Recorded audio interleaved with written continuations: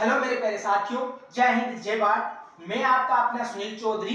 तो मेरे कई बार ने कमेंट किए थे कि सर जिस प्रकार आपने टीआर जो प्रादेशिक सेना होती है उनके बारे में आपने इंफॉर्मेशन दी थी, उसके अंदर भर्ती 2024 के अंदर कब आ रही है, किस प्रक्रिया के अकॉर्डिंग होती है, उसमें पहले फिजिकल होता है, मेडिकल होता है या रिटर्न होता है, वह सारी इंफॉर्मेशन मैंने पिछले वीडियो में दे दी है। यदि किसी भी भाई ने वो वीडियो नहीं देखा है तो आप नीचे लिंक शेयर करके लिंक में जाकर अपने डिस्क्रिप्शन बॉक्स में जाकर वो वीडियो को देख सकते हैं, ताकि आपको टीआर आर्मी के अंदर जो इन्फॉर्मेशन होती है, जो प्रक्रिया की संपन्न होने की जो प्रक्रिया होती है, वह आपको समझ में आ जाए।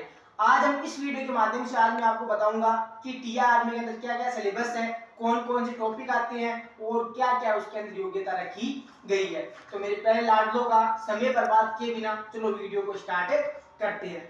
सबसे पहले अपन बात करते हैं कि टीआर आर्मी, टीआर आर्मी का जो अर्थ होता है, जो फुल फॉर्म होती है वो क्या होती है। तो मेरे प्यारे साथियों, जो टीआर आर्मी होती है उसको हम इंग्लिश में टेरिटोरियल आर्मी कहते हैं, टेरिटोरियल आर्मी कह सकते हैं। फिर अपन देखिए इसको हिंदी में क्या कहते हैं। तो मेरे पहले लाडलो, टीआर आर्मी को अपन प्रादेशिक सेना के रूप में जानते हैं। ये हो गई इसकी इंफॉर्मेशन या इसके जो अपने फुल फॉर्म होती है, इसका जो नाम होता है।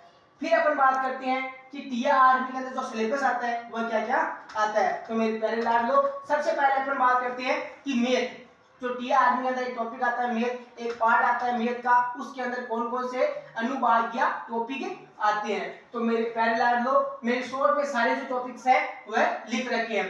टीआर मैथ हो गई, मैथ के अंदर सबसे पहले जो प्रश्नावली आती है, जो अपने मैथ के अंदर टॉपिक आता है, उसमें हर बार 2-3 प्रश्न पूछे जाते हैं। तो आपकी जो प्रश्नावली नंबर 1 होती है, टॉपिक नंबर 1 है, उसको हम नेचुरल नंबर, प्राकृतिक संख्या कह सकते हैं। तो मेरे पहले लाडलो, आपकी जो प्राकृतिक संख्या है वह एकदम निपुण होनी चाहिए, आपको एकदम पूर्णता आनी चाहिए। यदि आपको यह प्रश्नावली आने लगी, यह टॉपिक आने लगा, तो जो आगे के जो सारे जो टॉपिक्स है उनको आप आसानी से सरल कर सकते हैं।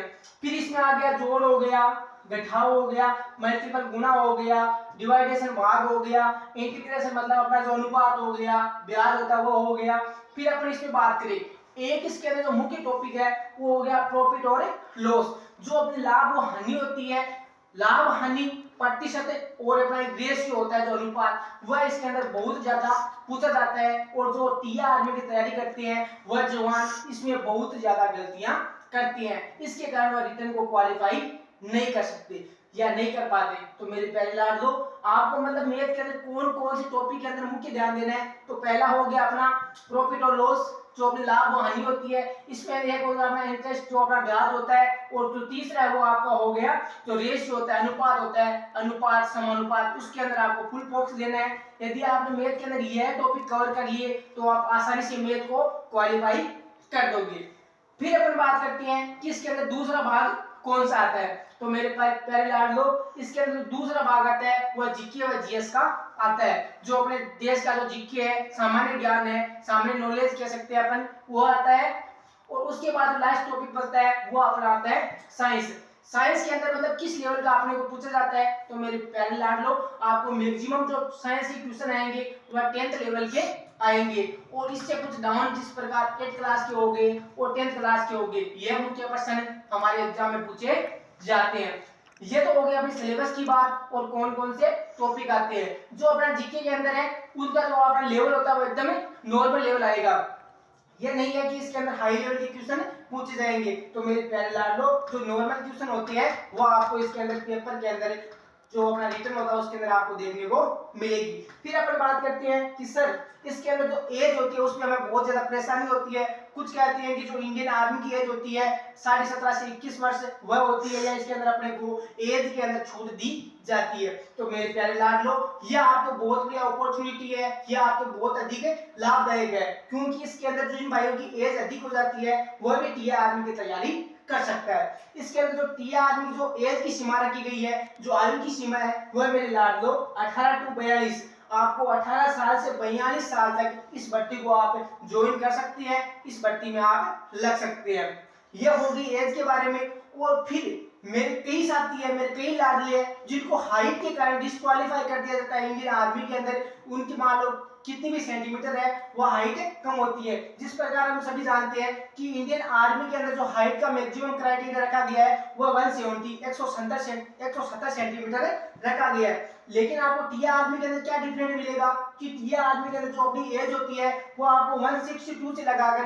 165 मतलब 165 सेंटीमीटर जिन भाइयों की हाइट है वह भी टीए आर्मी को ज्वाइन कर सकता है। तो मेरे प्यारे लाडलो, जिन भाइयों की हाइट कम है उनके लिए बहुत अच्छी अपॉर्चुनिटी है। आप यदि देश की सेवा करना चाहते हो, इंडियन आर्मी के अंदर जो भारतीय सेना उसमें चयनित होना चाहते हो, तो मेरे लाडलो आप टीए आर्मी के थ्रू आप इंडियन आर्मी में ज्वाइन हो सकते हैं।